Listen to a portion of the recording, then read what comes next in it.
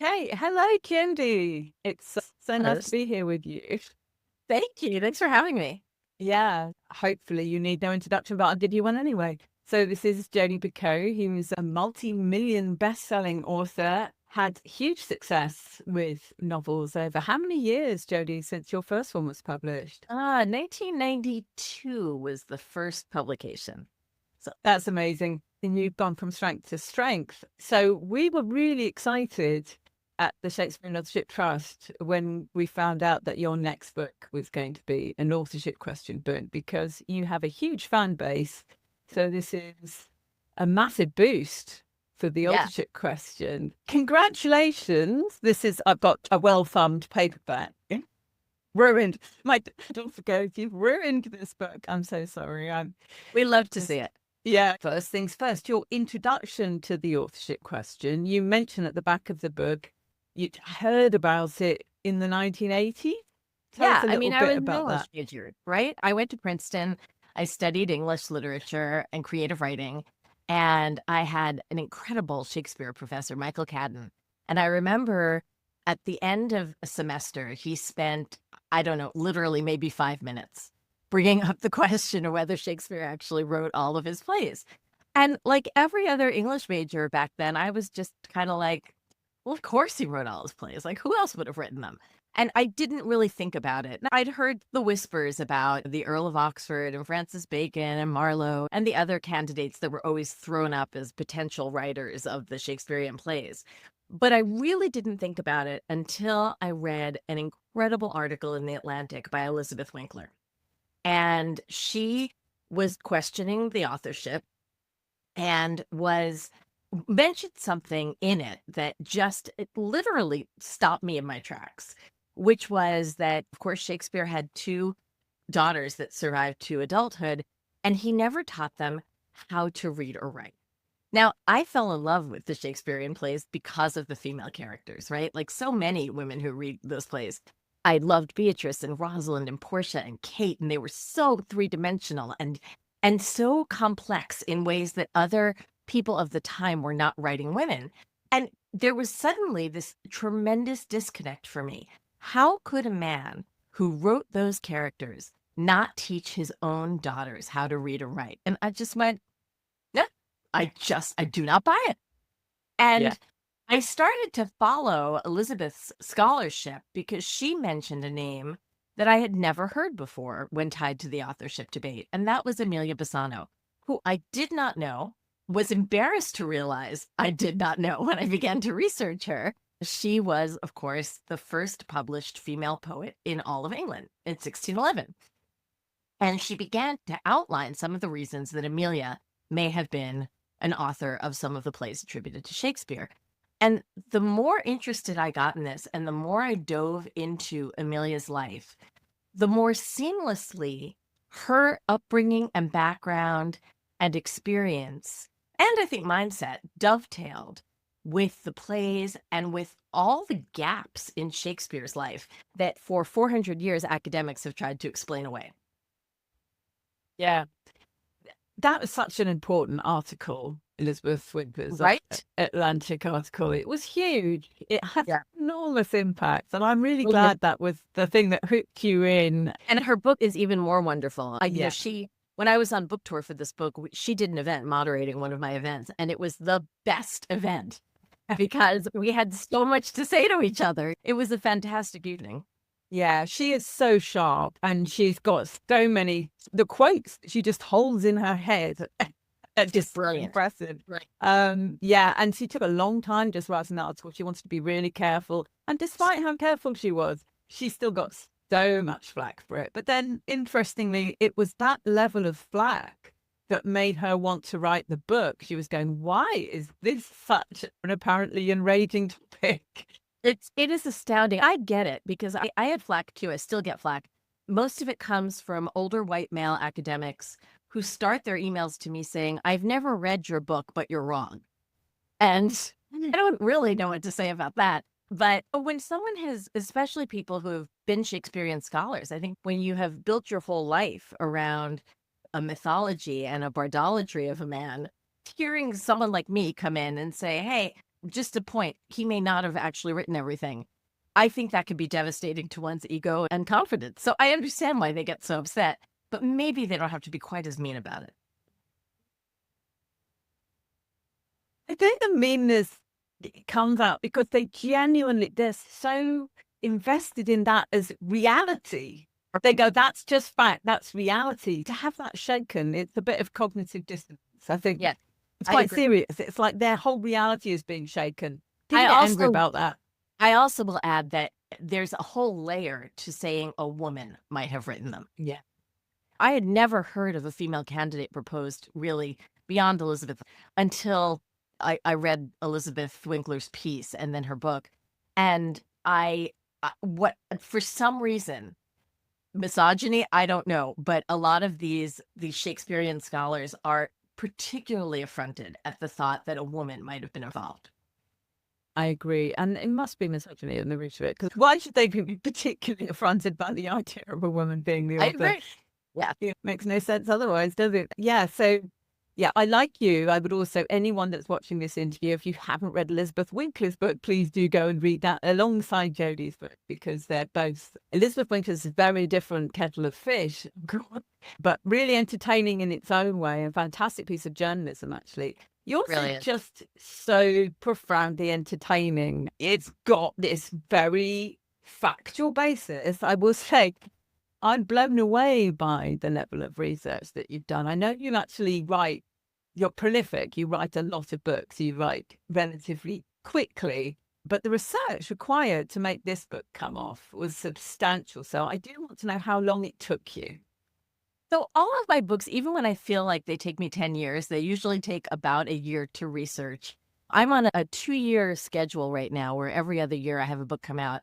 So that means I spend a year doing research and then a year doing writing to the end of the first draft. And it was about the same for this. The reality was that most of the research I did for By Any Other Name was done sitting right here in my office on Zoom interviews like this. I was able to connect with a bunch of Shakespearean scholars who were women. That was where I started. Right. And that was really interesting because a lot of them began by saying, oh, what a funny little thought process you're going through here. Okay, I'll go along with you. I'll play along. And as I began to put together Amelia's life and hold it up against the timeline of Shakespeare's plays, they were much more willing and interested to talk to me. And some of the insights I think that we've come to see from women in the field, because there weren't women in the field 30, 40 years ago, are so interesting and really, again, feed into that question of how would Shakespeare have had the knowledge or the inclination to want to include certain things in these plays or in the sonnets that again, much more seamlessly align themselves with a female point of view. A great example of that, I think, comes from Hamlet and poor doomed Ophelia, who is, I think, she's the seminal character of this play. And what a lot of women have noticed who are in the field is that they believe Ophelia was pregnant, because certainly Hamlet is randy enough in that play to get her pregnant. And here's this woman who finds herself in a terrible situation, goes to the queen, goes to her father, goes to her brother, goes to Hamlet. Nobody is listening to her because they're all consumed with their own political machinations. And ultimately, when she does go mad and she starts giving out all of her herbs, the herbs that she gives out, every single one of them is something that would have been used at the time to induce a spontaneous abortion, a miscarriage. Now, that is not something that I think Shakespeare really would have clocked. However, Amelia, who at age 13 was given to a man who was 43 years older than her to be his mistress, the Lord Chamberlain of England, winds up pregnant 10 years later and banished from this house and this life that she has become accustomed to and married off to a terrible human being, her cousin. She absolutely understands the risks of what it means to be an unmarried pregnant woman. And I think that is one of the many fingerprints that we see of hers in place. Yeah, I loved the way you brought that in with the herbs in Ophelia. And did you get that directly from these female academics that you were speaking to? Yeah. Because it In isn't particular, just Alicia Andrewski from William and Mary, who studied a lot of this. Yeah. fantastic, because it wasn't a view of Ophelia and her herbs that I had seen before. And you go, oh, that just makes total sense. I know. And there's just so many things like that. They were the people I started with. Then I began to do any primary source document that I could get my hands on. For Amelia, it's actually really easy because there's so little about her. And most of it is Simon Forman's diary from the Ashmolean. But it's very clear in that diary, because Simon Forman was such a character himself, that she did not like her husband, that she was very proud of the time that she spent with Lord Hunsdon, that you could really see Amelia's character through his characterization of her. And that made it very easy for me to create her as a character. I'm very fiercely attached to Amelia at this point. I've actually heard from some of her descendants, and I'm so jealous that I'm not one of them. But I think she was someone for whom her mind was far too advanced for the time when it came to a woman's brain. Women back then were used and judged by their bodies. And certainly that was Amelia's story. She was a mistress. She was a mother. She was a punching bag for her husband. But she had a brilliant mind and was a writer in her own right. And that was never valued. Yeah, a really tough time to be an intelligent woman, an educated woman. And she was educated. And you bring that point up later in the novel, where she is educating young women, and one of the women in her care says, like, why are you bothering? What's the point? Because I'm only going to be valued for basically making babies and looking after the house. And what a terrible time to have to live in as a woman, seriously. Yeah, you make her struggle very real and so well grounded in the conditions as they actually existed for anyone apart from noble women. If noble women were the exception. And for her too, what's so interesting is she really was caught in between classes. She wasn't in the poverty class. She wasn't a noble, and she lived among court for 10 years, getting to know everybody in that world and acting like the mistress of a household. But she then was thrust back down into poverty. And even then, her family had this weird sort of gentry level because they were musicians to the king. And so they did have money, but not really status. And so she was in limbo her whole life. And for me, again, going from the Forman diaries, it was very easy to see the benchmarks of history of her life that we categorically know about. And all I had to do as a fiction writer was swing her between them. Because what we know about her was that she was a survivor. She landed on her feet every time she was thrown out a window. And how did she get from one of those historical benchmarks to the next? That was what I basically had to come up with. Did you start thinking about making this into a novel as soon as you read the Atlantic article, or did it percolate slowly? Or I think that part of it was I read the Atlantic article, and at the same time, there were things happening with me as I began this foray into the world of theater, now that I'm writing librettos for musicals, that just sort of resonated with me, that I just couldn't believe that 400 years later, we were still facing the same kind of misogyny in theater that Amelia faced back then. And I really wanted to bring that to light. I also was so upset that I didn't know who Amelia was. I couldn't believe that nobody knows her name. And I wanted the whole world to know her name. I've never felt such a duty in writing fiction as I did in writing this book. I really believe this is the book that I was meant to write as a novelist. So the contemporary female playwright, Melina Green, in the book, embodying your passion to make Amelia more well known. Yeah. It was wholly fictional. That the real Amelia Bassano, as far as I know, does not have a descendant who writes for theater now. But Melina's experiences writing this play about her ancestor, Amelia, are based off the experiences that I had when I started writing for theater. And I was just stunned because publishing can be very misogynistic. And I've weathered that for a very long time.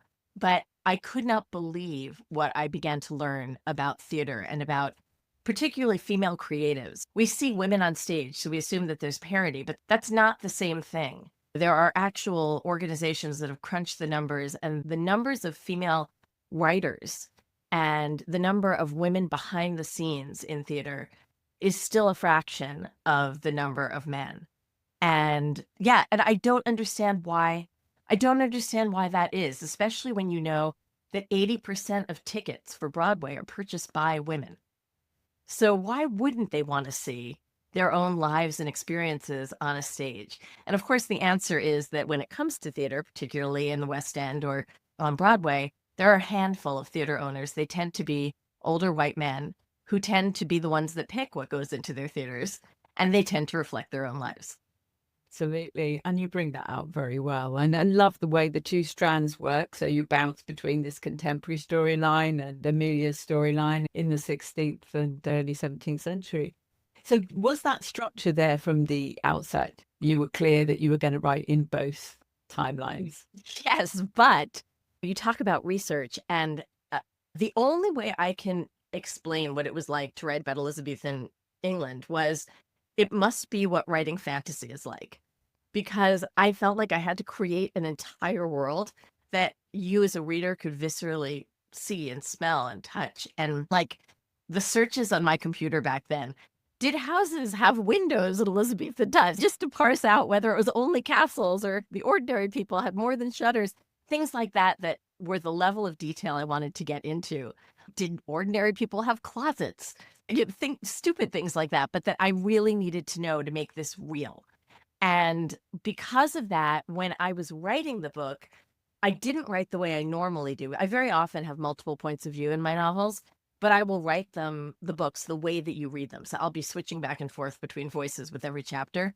This time, it was so hard to go back and forth between the past and the present that I wound up writing all of Amelia's story and then all of Melina's story, and then cutting and pasting them and hoping that they lined up. That's really good to know. As a writer, I'm fascinated by process. So I love to hear how different writers are handling those challenges. Every book's different, isn't it? And demands something new from you. And I've written in the Elizabethan period as well, and that level of detail, like needing to create that reality. It is world building. Historical fiction requires the level of world building that fantasy does. You've got a certain factual underpinning. But what really struck me when I was writing mine was that we know so much about the lives of the nobility and the royals, and we know very little about what it was like to be a working class person in Elizabethan England. Yeah, that's also what makes the whole authorship question, I think, such a worthy one. We know a lot about Shakespeare. He was definitely a mover and a shaker. And we have so many details about his life that the holes in it and the fact that he didn't travel, that would have been clocked. We would have known if he traveled outside the country. We would have known about his education if he had an extensive one. The fact that we don't know those things, again, tells me that there's just something really fishy here. That's something that just does not add up. The other point that has always stuck with me is that if you're talking about Shakespeare and you're talking about a guy who we know did not go to university, totally cool. You can educate yourself. All those Shakespearean scholars who say I'm being an elitist, I'm not, because Amelia certainly did not go to university. We know that he didn't go to university. We're not even sure he really went to grammar school. But if he was educating himself about the law and about politics and about history and about all of these countries that he never visited, how did he die without a single book in his possession? Yeah, it was huge, aren't they? Once you start seeing them, you go, it makes no sense that all of this, as you say, absence of evidence. You just cannot unsee them. Exactly. Yeah, the holes are huge. It's a chasm, really. It's interesting how much those who subscribe to the sort of orthodox theory, I don't know, just blind themselves to the significance of those gaps, and they like to make excuses for them, explain them away, and say there's loads of people don't know. There's loads of records that have gone missing. But then Diana Price did her research 24 years ago now. It was published, showing very clearly that the picture for William Shakespeare is so different from the other authors of the period. So absolutely, the bottom line that to say that he never collaborated on anything would be such a departure for playwrights at the time. He would have been the only playwright to not ever collaborate on anything. If anything, that's more suspect. than suggesting that there were other writers involved. So I'll bring that round to that, because people who haven't read your book, they don't know what sort of version of the Bassano theory you're putting forward, because there are versions of each of the candidate theories as well. And you are putting forward a sort of co-authorship theory where Amelia writes some of the plays. She collaborates with Shakespeare on an early version of Titus Andronicus. You mentioned, because her gay best friend is Kit Marlowe, and Marlowe is clearly involved, as is now recognised by the establishment, in the Henry VI plays along with other people. So you have this co-authorship, not just actually of the plays, but also of the sonnets. So that's interesting. I recently peer reviewed a book, which is, I know you mentioned in the back of the book all the sources that you've looked at. One of them was Mark Bradbeer's book about Amelia as a co-author of the Shakespeare canon. And I peer reviewed a new book that Mark Bradbeer is going to be bringing out with Routledge, where he's looking at co-authorship of the sonnets, with Amelia as a co-author of the sonnets. So I presume you didn't see an early copy of that. No, he didn't know it. Yeah. But I mean, that was born for me out of, I think, the whole question about Shakespeare's sexuality and whether he had an affair with the Earl of Southampton, which I do not believe happened. I have a very different take on that in the book. The very passionate dedications of the long form poems to Southampton that, again, have been explained away by Orthodox scholars as this part of this relationship, and the fact that Southampton was such a patron of the arts. Yes, eventually he was, but certainly not when he was 14 and 15. And I just feel like that sense that, oh, Shakespeare had to be bisexual. He had to be having this relationship with Southampton. That also explains all those different weird points of view in the sonnets. It's a way to, it's like taking a Band-Aid and sticking it over a bleeding wound. It's a way to try to make sense of something that doesn't make sense, when there might be a simpler explanation. And that's that maybe Shakespeare wasn't the one who actually wrote those poems. I believe that. And I think this only came about because I got so invested in Amelia and I wanted to give her a little bit of joy.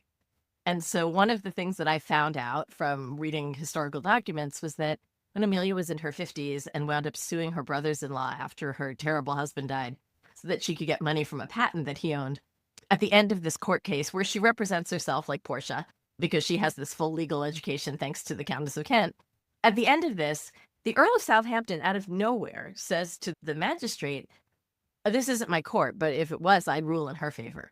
And I was just like, wait, going on? Why did this guy, this very wealthy, very privileged Earl, show up out of nowhere to a commoner's trial, basically, with a letter saying, you should find in her favor?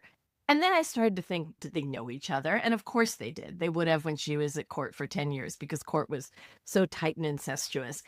She was a lot closer in age to Southampton than she was to the Lord Chamberlain. And Southampton was considered a hottie of the time. And I was like, all right, Amelia, let's give you a little bit of fun. So I create this entire relationship that I thought was entirely fictional, only to wind up finishing the book, going to the V&A, looking at portrait of Amelia, and finding cozied up next to her another Nicholas Hilliard miniature that I thought looked an awful lot like a young Southampton. Yeah, this was actually incredibly exciting. When I got to Barber, and I was reading the section afterwards, it was talking about your research. When you brought that up, had you written the portraits into the novel, or was this after you'd done your first draft? But the portraits the portraits came in afterwards. Yes, I had to add it back. After I went through this with the archivist at the V&A, I was like, I'm putting this in. I'm amazed to be there holding this miniature of Amelia, but my eye keeps getting drawn to this other redheaded guy. And I start asking them about it, and they say, oh, it's called An Unknown Man. We don't really know much about it. We know it was painted by Hilliard. We know it was approximately the same date as the one you're holding, the Amelia Bassano one. We know that it's on the 6 of hearts of a playing card if you turn it over. And in cartomancy, which is tarot back then, the 6 of hearts was, again, it was a way that the sitter would have communicated something through this portrait.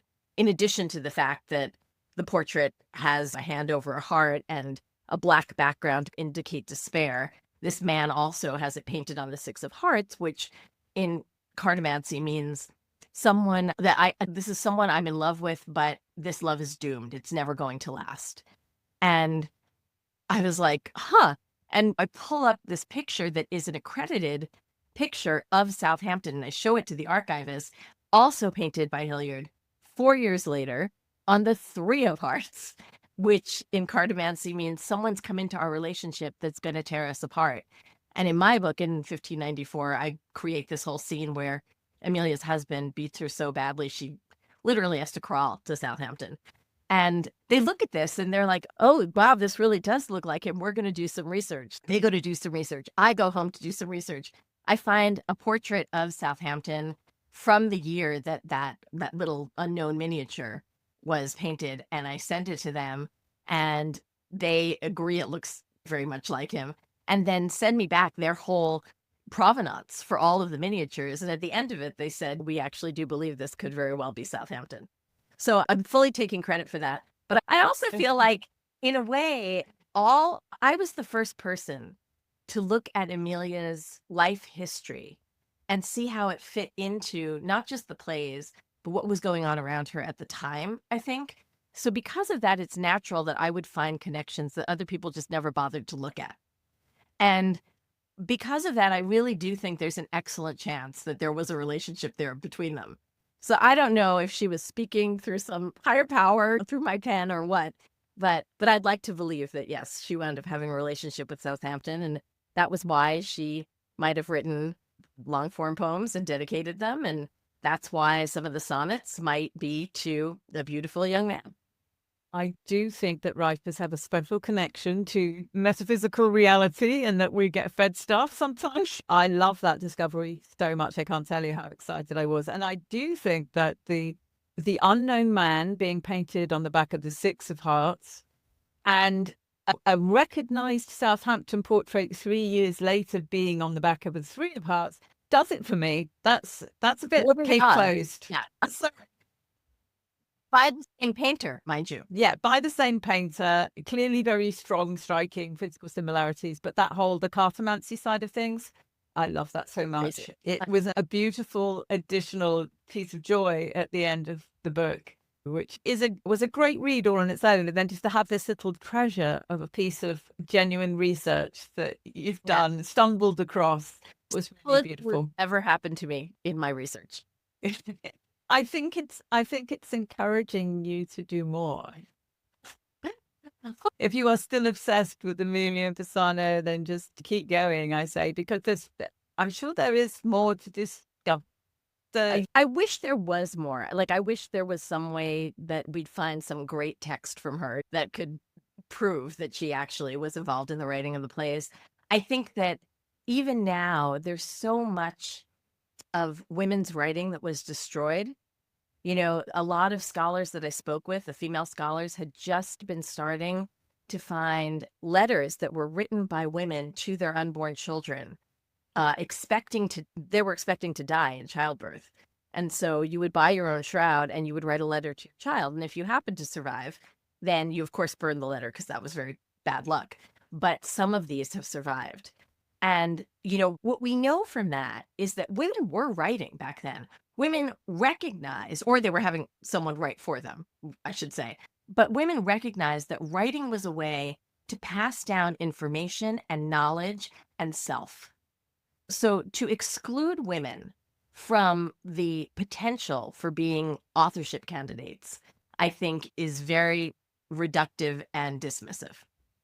Yeah, absolutely. And I think it's interesting that the way that the authorship question is going, there's a lot more sort of group theorizing. There's a lot more of this co-authorship. Yeah. And interestingly, traditional scholarship, Orthodox scholarship, is going the same way. There is a possibility somewhere that we could meet, maybe. And I do think it's important to say that. I talk about this when I'm on tour. I do not think Amelia wrote everything. Yeah, I do think it was I liken it to James Patterson today. James Patterson has this stable full of authors and gives ideas, and then they each write different books. And I think that's what was probably happening with the Shakespearean plays. I think that probably Oxford was a ringleader. But I think there were multiple playwrights who were involved for different reasons. They wanted to keep their anonymity or needed to. And I think Amelia was probably one of them. Okay, so how do you square this against the sense? I know it's a long-standing traditional sense of there being at the heart of the Shakespeare canon, maybe not all the peripheral. I feel like the orthodoxy is prepared to let go of the Henry VI plays, Titus Andronicus, you know what I mean? Push these things to the side. But at the heart of it, that there is some kind of singular voice and singular vision. And certainly there have been books on, for example, Shakespeare's imagery and how this differs from other people's imagery. How do you feel about that? Because I think that I don't think it was like one author wrote one play and then went away forever. I think it was a core knot of people who were writing a bunch of the plays. And I think, to me, more important than looking at that, because they all would have been reading each other's plays or editing each other. That was the job of the time of being a playwright. You didn't own your work. You weren't copyrighted. You made changes based on whatever the theatrical company needed that year. So plays were always in a state of evolution, really. And playwrights always had their hands in other people's pies. So that to me is less interesting than, again, that sense that that it's just one person who would have created all of this while also being a full-time businessman, full-time producer, full-time actor. That doesn't make sense to me. I also think, again, go to the documents. We do not have proof of Shakespeare writing. Yeah. What we have is proof of him being a very canny and underhanded businessman.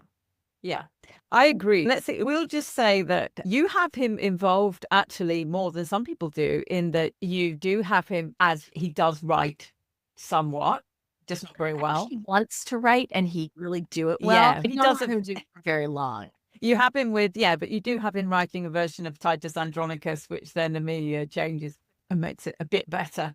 But the base material, hard work. But essentially, I'm very much a fan of the broker theory. I think the idea of him being a broker, he's a brand, he puts his names on the plays that are written by, we know that there were several plays that aren't accepted anymore as part of the Shakespeare canon that came out under his name or initials. So that idea that he's just saying, oh, well, slap my name on it. It's a successful brand. It's a brand. Because as the person who was involved in the business end, the playing company, he was in a position to do that. He had the power to do that. Yeah. And in my research, that one of the things that happened that was quite a big shift was up until I've just dropped your book on the floor, I'm so sorry. Up until 1593, no plays for the public stage were published with an author's name on them. And that was the year that Jodi Picoult's name appeared for the first time. And they started to be sold as literature. Up until 1600, still about half of them were published anonymously, but they started published as literature. And it's still true now, actually, that the idea of literature is that it comes from a single mind, or maybe two at most. And we actually have in Henslow's diary for The Rose, we have plays that we can see he's paid 5 people to work on this play. And then when it's published, it comes out with a single name on it. And it's the one that's the best known name. It's the one that will sell the play. So that actually this idea of having a single name on play, which is exactly why Shakespeare doesn't come in until 5 years after that, like the name Shakespeare arrives on a play in 1598 for the first time, but that it's because it's being sold as literature from that point, and they just feel like it needs a single name. So they go, what name should we put on it? And they'll go, mine. Why not? Well, I do think we know that this is a guy who was super proud, wanted a crest, went to great odds to get it. That name was important to him. Yeah. And I think it makes perfect sense to me that he would have made people pay for the use of that name and branded it. Again, let's go back to James Patterson. James Patterson was an ad agency man. He knows how to create a product. That's what he is doing in his writing now. Even if he's not writing the books, it's his name that's on them because he knows his readers will gravitate towards it. And that's what I think the brand, the Shakespeare play was. People who went to go see a Shakespeare play knew it was of a certain level of quality or that they would enjoy it. But I also think back then people were in on the joke, and we've all lost that punchline. Yeah, I think there's plenty of evidence, or certainly enough evidence from the time that certain writers were in on the joke, certain writers, the number of slightly bizarre references to Shakespeare, very sideways, oblique, peculiar references to Shakespeare that you get at the time would explain that yes, it was known because it's a small community, Yes. relatively speaking. Elizabeth Winkler's book is fantastic for that. Yeah. And I think a lot of people think there was no backlash against Shakespeare. It's people like us who are making this now. But there were actually, I can't remember who it was, but someone was describing a playwright as a cuttlefish surrounding the real playwright with ink. Yeah, so there was Marston and Hall, and they're having a dialogue in published pamphlets.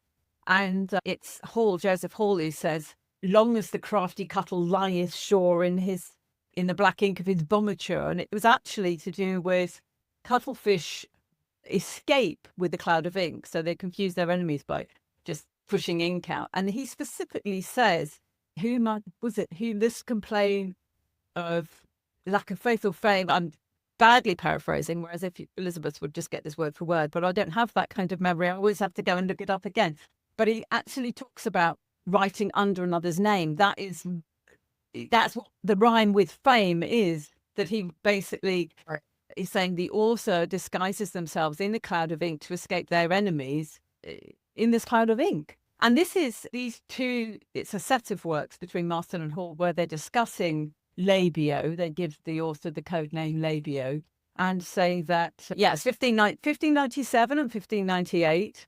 And when these references were first discovered by Baconians and published, some Stratfordians went along and said, there's clear references to Venus and Adonis and Rape of Lucrece. So John Marston actually paraphrases Venus and Adonis, I think. Yeah. So it's a quite extraordinary thing that's happening way back then. I think the first thing that I had published when I did my PhD was called Shakespeare Authorship Doubt in 1593.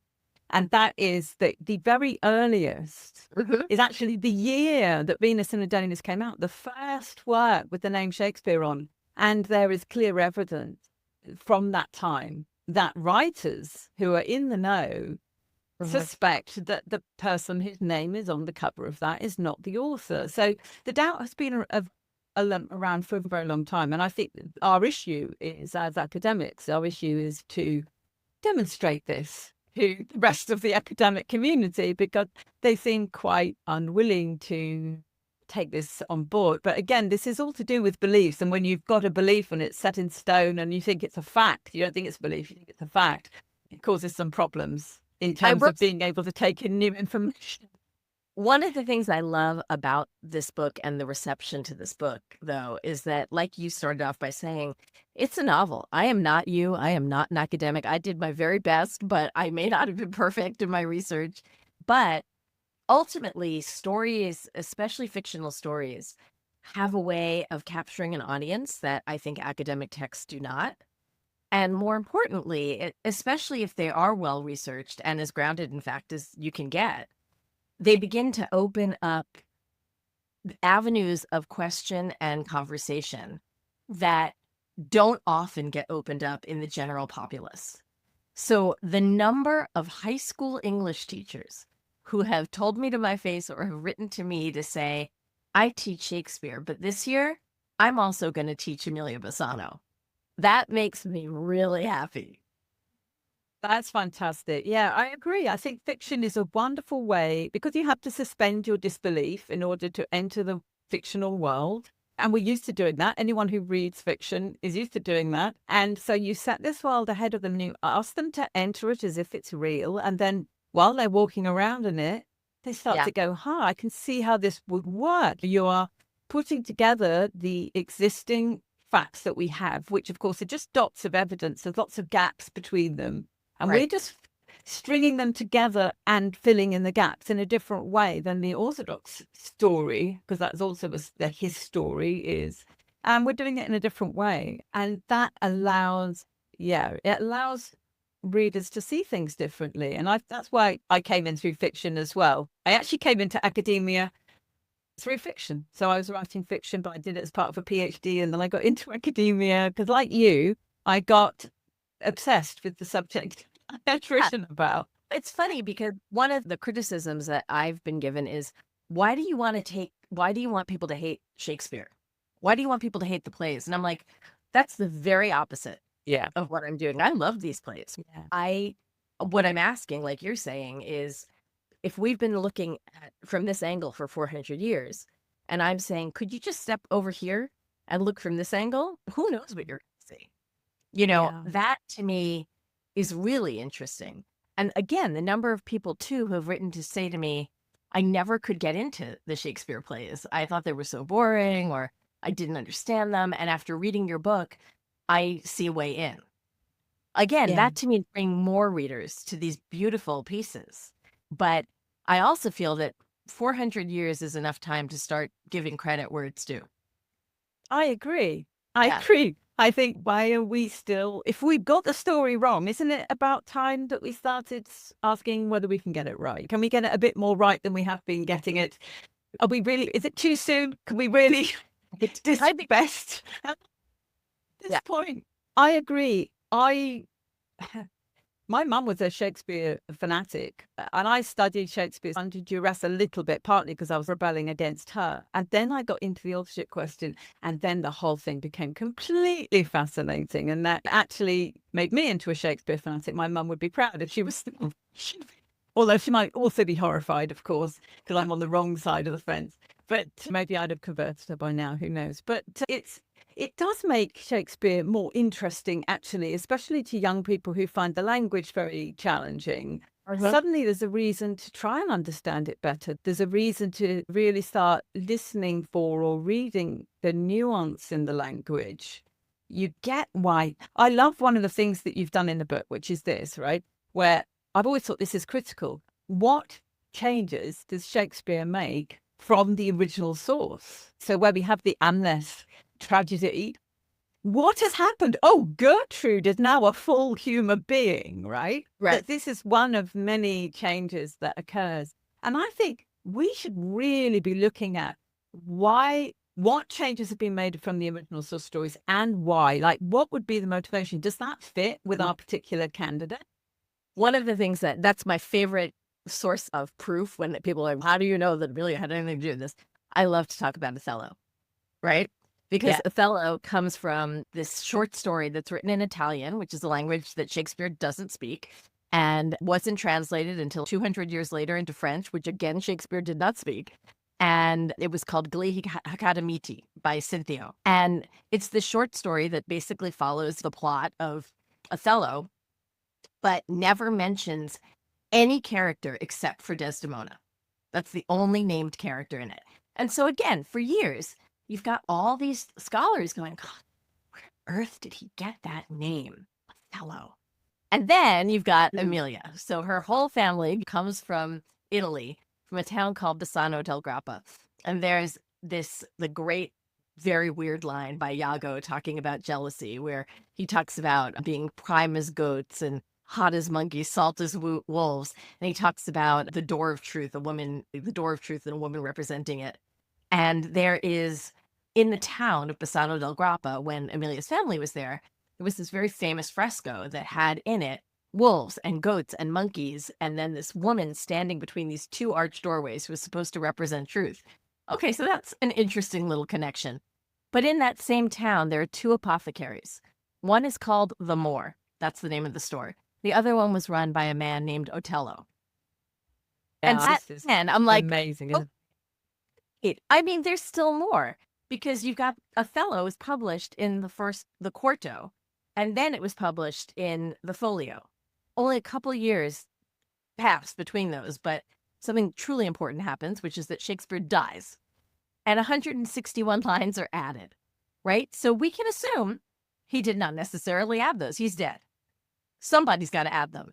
And the bulk of those lines go to the character of Amelia, Desdemona's servant, and are widely considered the first feminist soliloquy in all of theater, because they're all about how women learn to have hate and revenge and fear and all those terrible emotions because men teach them to us, and that should terrify men. Absolutely. And I love the way you wove that into the novel.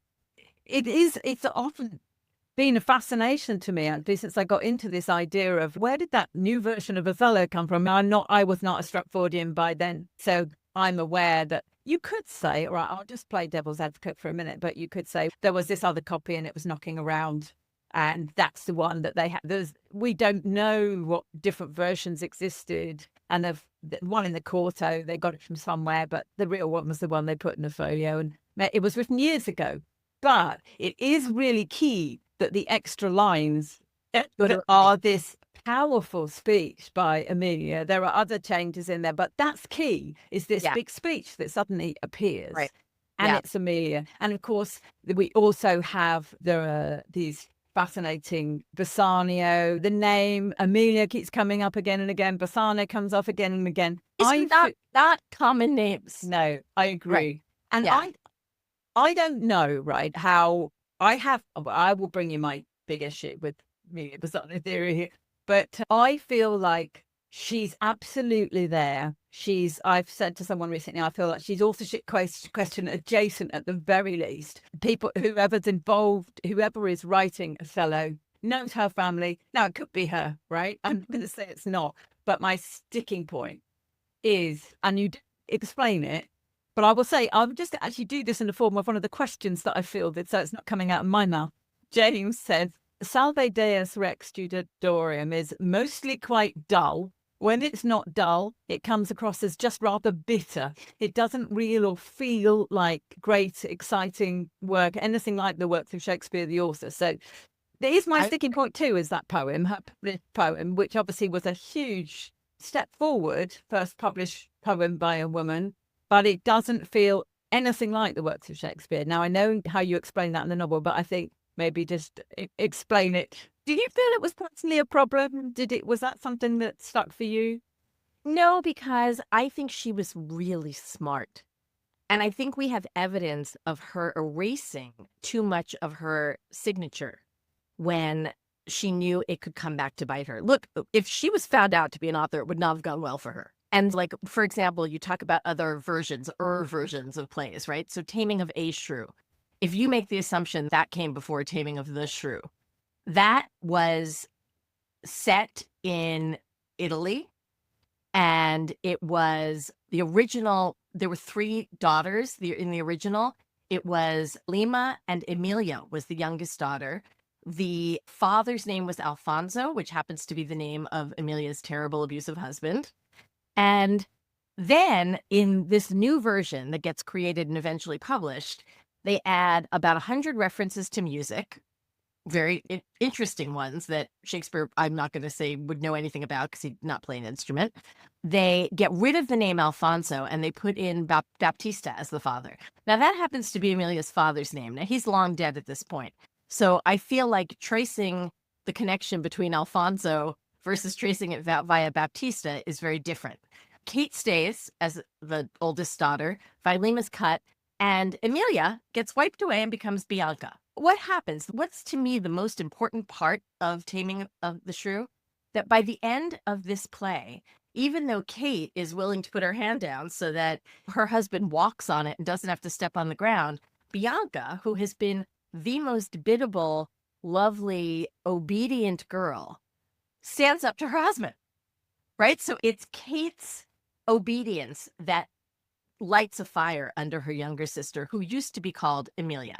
But again, I think that if we say Amelia wrote Taming of a Shrew, she very significantly erased herself out too much. Not too much, but so that she wouldn't be traced. So I feel like that's what happened in Salve Deus Rex Judorum. I think the way I pose it is she has severed this relationship, this business relationship with Shakespeare, and needs money and is pissed and wants to be recognized for her own merits. But she's caught in a catch-22. Because if anybody recognizes her as the writer of the Shakespearean plays, she's probably going to be thrown in prison. And who knows what else will happen to her. And certainly her entire family is going to suffer because of it. So for that reason, I think she was smart enough to hide her light a little bit under a bushel. I guess that's the way I see it. What I will say is that although I don't think, and I would agree with you 100%, that syntactically, the language in the plays is so much more beautiful than anything in Salve Deus Rex Judorum. But I think thematically, what you see in Salve Deus is so similar to the plays that I think she had a hand in, where there really is that question of gender norm. When you have, in A Defense of Eve, basically this line saying, if men are so superior to women, then how come when Eve hands Adam the apple, he doesn't say, I'm not hungry? That's the gist of that. That is pretty shocking. And then I think you have to also add to Salve Deus the layer that she is a Jew. Yeah. And right. So what she is writing, she's got so many constraints on her to publish something without being flagged for being a Jew, for being a woman, for being the writer of Shakespeare, all of those things. So I think she was writing within very narrow parameters. That's my personal take on it. So that was a thing that you came up with as you were going, and why is it like this? And that was your solution for it. And I just think you put it across very well in the book. And of course, it is the nature of novels that we get sucked into this world with these delightful characters. And then we go, yeah, I'll buy that as well. Also, again, it all feeds into it. I find that she had so much prefatory material there. She needed a patron. She was told by her publisher, cut half of these. And she was like, no, I need them all in there because she really wanted someone to support her. But all of these people, again, she could not have been too radical or too overt, or none of those ladies would have supported her. As it went, none of them did support her. But she was trying to make a living. That was ultimately what she was trying to do, not to show off her beauty, her talent, her skill. It's really hard, actually, because when I read that, about I understood it as, oh, I see a bid for money. And so you need to put all these, and it's all women, female patrons that she's going for, understandably, because she essentially put a very strong feminist argument before feminism existed. But the difficulty is then, of course, if you've toned down your writing to make it safe, then it doesn't shine, it isn't brilliant, and it doesn't get the patronage you're actually doing it for. That, but men are still buying the books for their wives. Yes. They're the ones who hold the purse. Are they really going to go buy something that says, rise up against your husband? No. So maybe wrong choice of subject, and toning down the writing was a problem too. But yeah. Okay, I'm going to take another question from someone else. I like this one, actually. Al says he loved your book and he wants to know, have you learned anything about any of the characters in your novel since it was published that you wish you'd known when you were writing it? To some extent, the whole Southampton thing, that was really added in after I finished a draft of the book. Not the relationship, but the whole thing where they go to sit for paintings, because it was too good to not include. So that was definitely something that I thought was fascinating and had to be in there. I'm trying to think if there's anything that I've learned since then. There have been a couple of discoveries, alleged writings of Shakespeare that they found that they say are proof that he's written these plays. I haven't read enough about them yet. I can't think of anything I found specifically that has really made me think, oh, I wish I could revise that. I have found people have shared with me other bits of evidence that they think support the claims that I made in the book, but that's research that they've done on their own too. So off the top of my head, no, Al, I can't think of anything, but let me know if there is something that you can think of. I wanted to talk a little bit about Marlowe, because Marlowe's my baby, as it were. Marlowe's my man. He's an important character in the book. I loved it. It's one of my favorites. And I love the way that you depicted him, because he gets a lot of, I would say, bad misrepresentation. And very recently, I went to go and see on stage Born with Teeth, where he's practically psychotic in that. I just think it's not helpful, and it's not factual either. It's taking the opinion of his enemies and then amplifying it. And it troubles me a lot. And I loved that you didn't make him violent and deeply unpleasant. You made him her gay best friend, which is great, because then you have this parallel in the contemporary story as well with Andre. And I like that. I like the parallels between the two things. Where did you get your Marlowe research from? Just partly because it is quite a different, gentler Marlowe. I didn't do nearly as deep a dive on Marlowe as I did on Shakespeare and Amelia. I was skating over the pieces of his life to see where they could intersect. What interested me the most were comments about how The Merchant of Venice was a response to The Jew of Malta. I thought that was really interesting. I also was thinking about his characterization of women in plays. And I wanted Amelia to be able to teach him something as well as what he would teach her.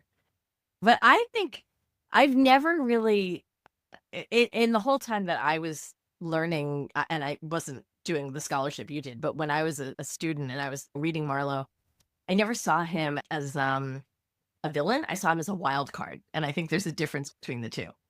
And it also just, I needed a mentor. I really needed a mentor for Amelia, because there is a difference between writing poetry in your bedroom and writing a play. And nobody knows that better than me, because after 30 years of writing novels, I started writing librettos and I was like, I don't know what I'm doing. And my mentor did become my gay best friend. In many ways, the relationship between Marlowe and Amelia is very much my working relationship with my co-librettist, Tim McDonald. And I think their banter is very much us too.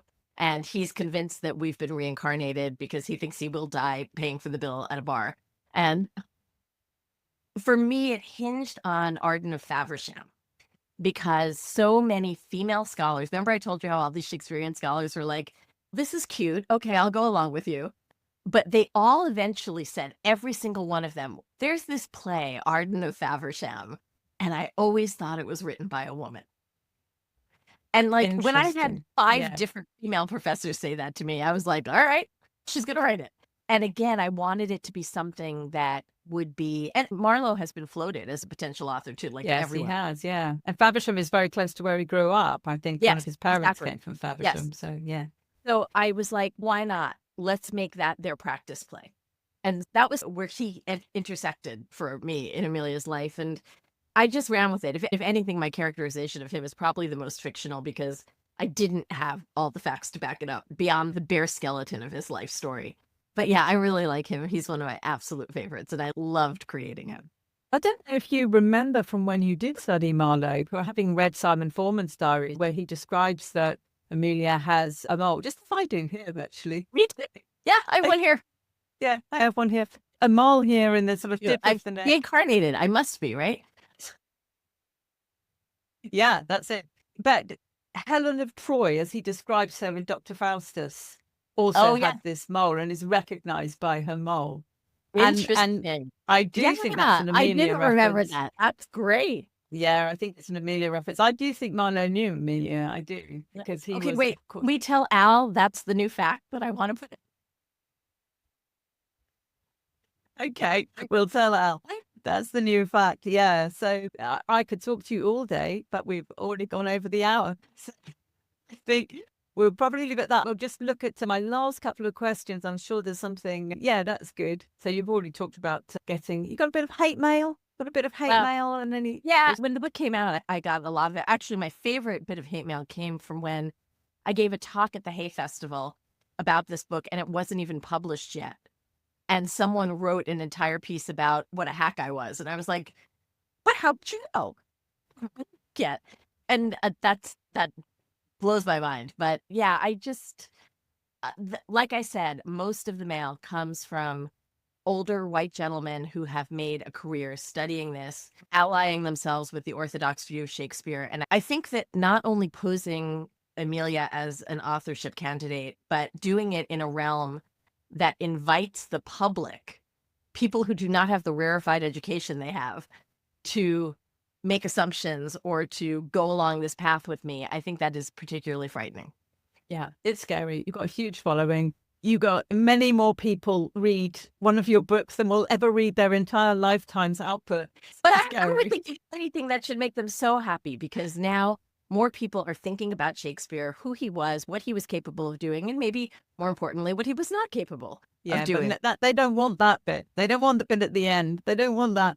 Do you think you've changed some minds? Have you had any evidence that you've changed some minds? People have written to you? Yes, I know I've changed minds. I have heard from tons of people who read the book and are like, I absolutely believe you. You laid out such a compelling argument. I can't not think this now, which is great. But I would say that the mind I changed that made me the happiest was the professor I mentioned to you from William and Mary, Alicia Andruski. Brilliant professor, has studied pregnancy in Shakespearean plays and queerness in Shakespearean plays. And again, started this journey with me, very affronted by the way I posed Shakespeare as a character. Because she goes, "Why did you make him such a buffoon?" And I was like, "Because I think he was." She was so upset about that. And she said by the end of the book, she was rooting so hard for Amelia and absolutely came around to seeing there is a world where this is a possibility. And to have someone, again, it is her life's work. She has written a dissertation about this. She does believe that Shakespeare was the author of the plays, but there was enough of a chink in her armor after reading this book to believe that maybe you could look at it from a different point of view. That to me means everything. Wow, that is powerful. And that's a brilliant end to this absolutely joyous interview. Thank you so much for giving us your time. I'm sorry you couldn't appear in person, but I'm so glad that you were able to be with us virtually. Thank you again, Jodi, and best of luck with continuing great sales for this book and your future books too. Thank you so much, Roz. Take care. Okay, thank you.